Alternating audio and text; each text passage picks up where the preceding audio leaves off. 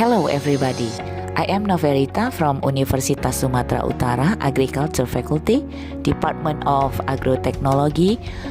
I am here from my research location, Lake Toba area, and I will share with you about my research with the title Variation in Growth of Centella asiatica of Samosir Indonesia accession cultivated at Samosir Field.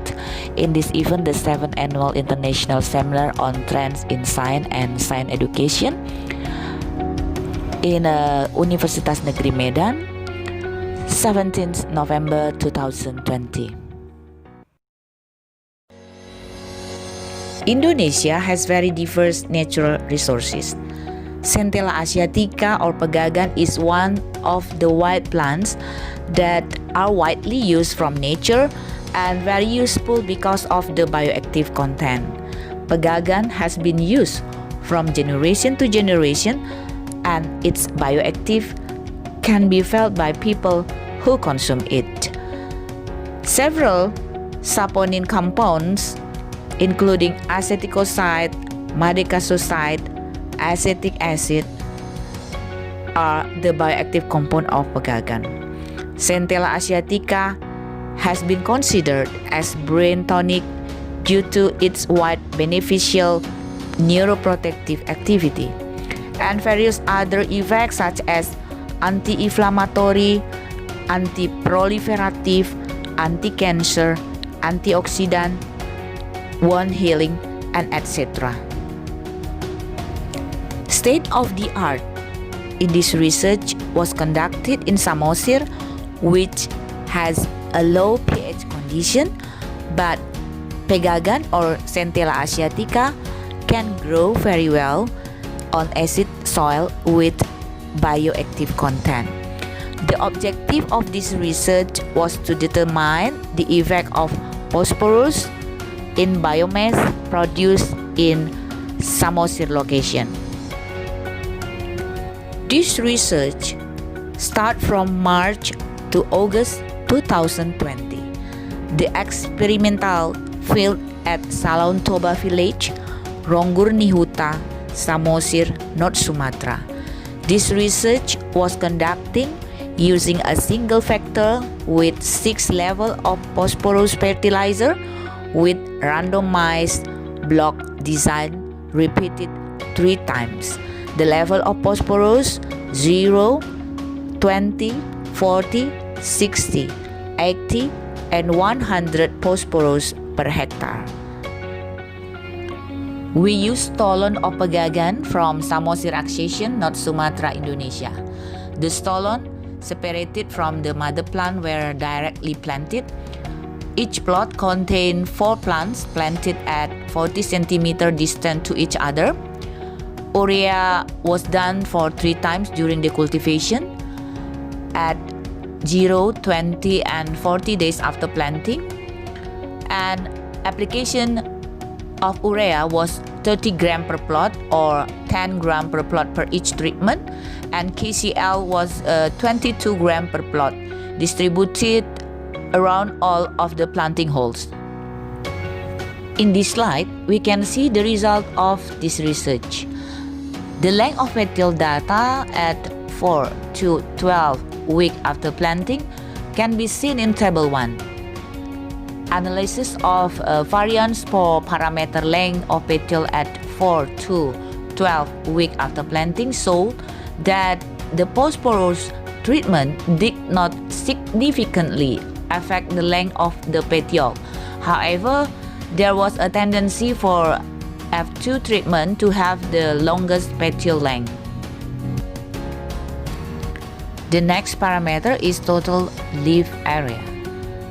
Data on total leaf area at the age 2 to 12 weeks after planting observation can be seen in Table 2. The result of analysis of variance 2 until 12 weeks after planting show that phosphorus treatment did not significantly affect the total of leaf area.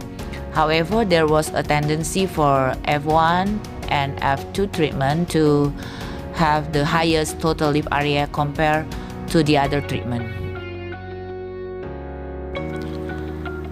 The next parameter is number of stolon. Data on the number of stolon at 4 until 12 weeks after planting observation can be seen in Table 3. The result of analysis of variance in parameter number of stolon at 4 until 12 weeks after planting show that the phosphorus treatment did not significantly affect the number of stolon. However, there was a tendency for treatment F2 or 40 kg phosphorus per hectare to have the highest number of stolon compared to the other treatment, then followed by F4 treatment or 80 kg phosphorus per hectare. In this slide, we can see the growth of stolon with phosphorus treatment.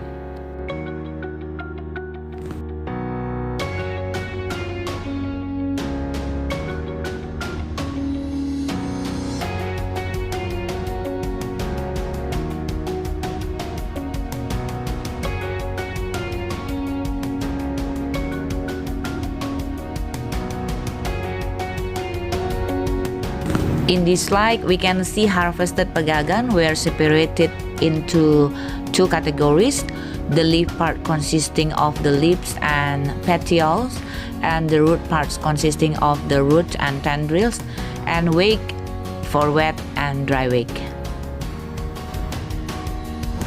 Here we can see average wet weight per plot, dry weight of leaves and petiole, dry weight of root and tendril in phosphorus treatment. The result of the analysis of variance show that phosphorus treatment did not significantly affect wet weight per plot, dry weight per plot, wet weight of leaves and petiole, dry weight of leaves and petiole, wet weight of root and tendril, dry weight of root and tendril. However, there was a tendency for treatment F2 or 40 kg phosphorus per hectare was the highest compared to the other treatment. The parameter of production is wet weight per plot. Phosphorus fertilizer treatment did not significantly affect the wet weight per plot. The lowest wet weight per plot was obtained without phosphorus, and the highest was obtained at 40 kg phosphorus per hectare. The other parameter of production is dry weight of leaves and petioles. The lowest dry weight of leaves and petioles per plot was obtained without phosphorus fertilizer, and the highest was obtained at 40 kg phosphorus per hectare. Parameter dry weights of roots and tendrils. The highest dry weight of roots and tendrils per plot was obtained in the phosphorus fertilizer treatment at 40 kg phosphorus per hectare. Phytochemical screening of pegagan Samosir accession. The phytochemical screening of Centella asiatica was studied and showed positive tests for saponin, tannin, phenolic, flavonoid, triterpenoid, steroid, and glycoside for leaf spot and root spot, and negative for alkaloid. The growth parameters such as length of petiole, total leaf area, number of stolon, weight per plot, leaf dry weight, and root dry weight, the higher were found in the treatment of phosphorus at 40 kg per hectare. Phosphorus is one of the macronutrients needed by plant, which plays an important role in a various life process such as photosynthesis, carbohydrate metabolism, and energy flow process in plants. There is a tendency that fertilized plants give higher yields than those without fertilizer. The previous study that phosphor content in the soil influenced the centellocyte content of Centella asiatica. Phosphorus function to stimulate root formation so that the absorption of nutrient and water increase, the amount of leaf chlorophyll increase, and plant can photosynthesize to produce photosynthate, and it is to increase the content of aceticoside or bioactive compound in the centella.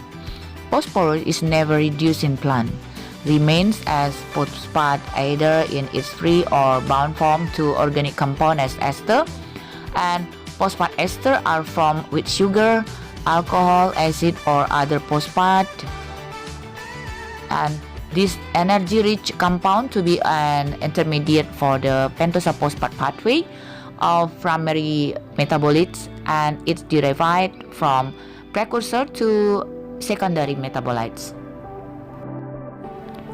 Conclusion: the application of phosphor had no effect on growth component, length of petiole, total leaves area, number of stolon, and biomass production of Centella asiatica, and the screening of phytochemical in leaves part and root parts of Centella asiatica samosiraceation show positive tests for saponin, tannin, phenolic, flavonoid, triterpenoid, steroid, and glycoside, and negative for alkaloid.